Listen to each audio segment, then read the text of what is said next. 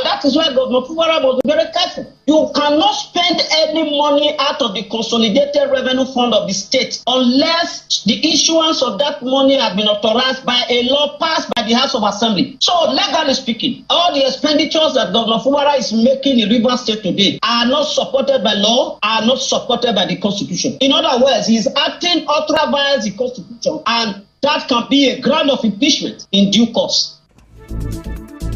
Dr. Sagia said it was illegal and unconstitutional for the governor to have presented the budget to the Edison Ehie-led assembly. If the court recognized the DCNA as the lawful Speaker of the House, the court did not recognize the four members together with Ehie as legally constituted the House of Assembly. There are two different things here. The first was, who is the authentic Speaker? They went to court and the court said it was Ehie. But they didn't go to the court to define what constitutes the House of Assembly. So the initial ruling recognizes Ehie as Speaker. It did not validate Rivers State House of Assembly with four members. And no court can validate that because the provision of Section 31 of the Constitution is sacrosanct. He also reacted to yesterday's order of Justice Joyce Abdul Malik directing the parties to maintain status quo. If the court recognized the DCNA as the lawful Speaker of the House, the court did not recognize the four members together with Ehie as legally constituted the House of Assembly. There are two different things here. The first was, who is the authentic Speaker? They went to court and the court said it was Ehie. But they didn't go to the court to define what constitutes the House of Assembly. So the initial ruling recognizes Ehie as Speaker. It did not validate Rivers State House of Assembly with four members. And no court can validate that because the provision of Section 31 of the Constitution is sacrosanct.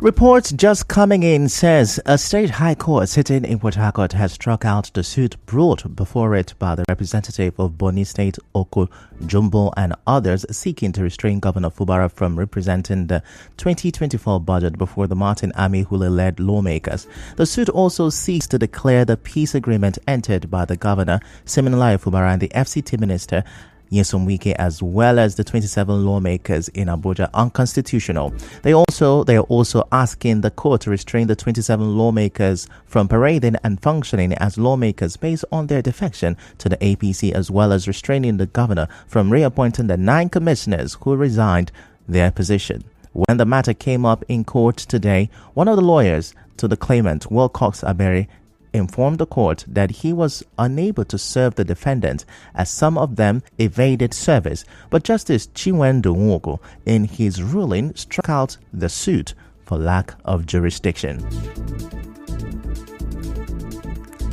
Yesterday, Justice Abdul Malik of the Federal High Court, Abuja, also directed all parties not to take further steps pending the determination of an application that seeks to stop Governor Siminalayi Fubara from representing the already passed 2024 budget of the state before the Legislative House.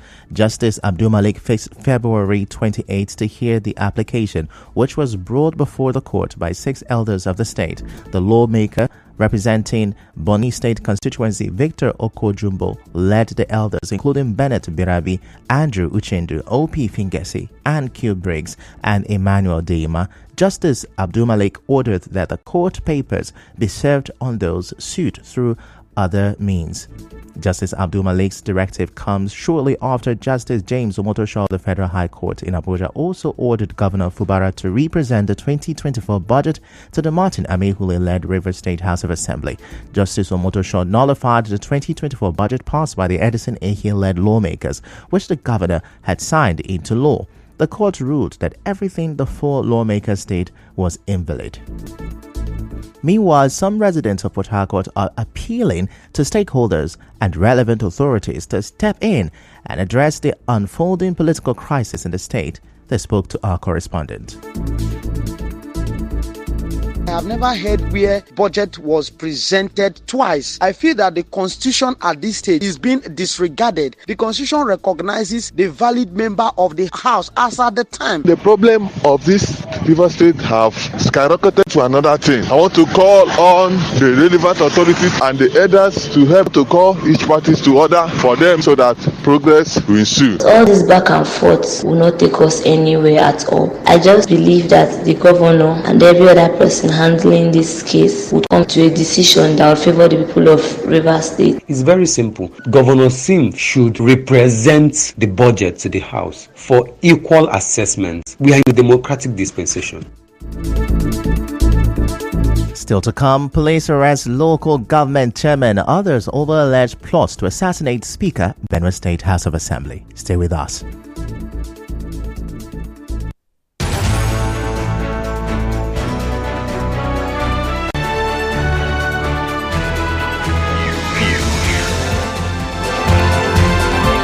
This is the news on 92.3 Nigeria Info.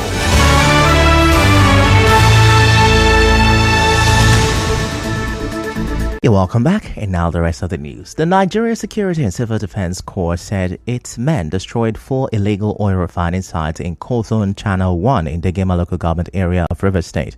The Corps said suspected oil thieves had vandalized facilities including pipes belonging to Sahara Oil, siphoning the crude with the intent of establishing an illegal refining site. In a statement on Monday night, the NSCDC said the raid followed intelligence gathered by its marine unit.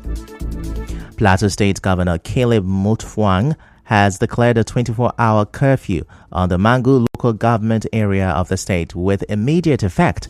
In a statement, the governor's director of press and public affairs, Gyang Bere, said the decision followed the deteriorating security situation in the area.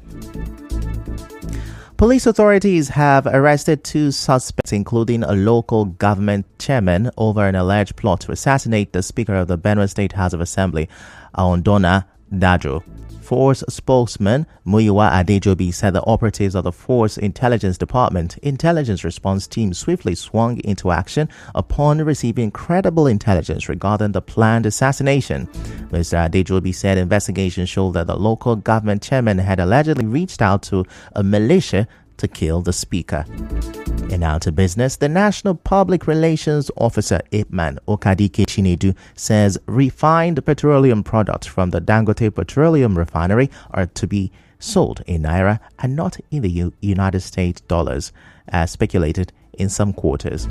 And now to entertainment. Joseph Aloba, father of late singer Mohbad, has filed an application at the coroner seeking to call more witnesses in the bid to unravel the cause of the death of his son Mohbad. In sport, Super Eagles defender Kenneth Omirwo says that the pressure and criticism the team faces from supporters is a show of love. And now, we'll bring you news from around the world. Liberia's new president, Joseph Boakai, failed to reach the end of his speech and had to be helped away from the podium during his swearing-in ceremony. 79-year-old Boakai was speaking for around 30 minutes at his inauguration ceremony when it became clear that he was having difficulty continuing. Some reports suggested that he suffered from heat exhaustion as the temperature reached more than 30 degrees Celsius. That's a wrap on the news this afternoon. Before we go, let's have a look at the major stories. A lawyer, Samson Osage, has accused Governor Fubara of committing impeachable offense. A court has struck out a suit seeking to restrain Governor Fubara from representing 2024 budget before the Martin Amihule-led lawmakers.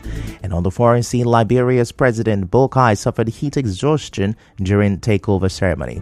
The news was edited by Onyeka Chinwosu. To reach the news team, send an SMS or WhatsApp to 0808-721-7215.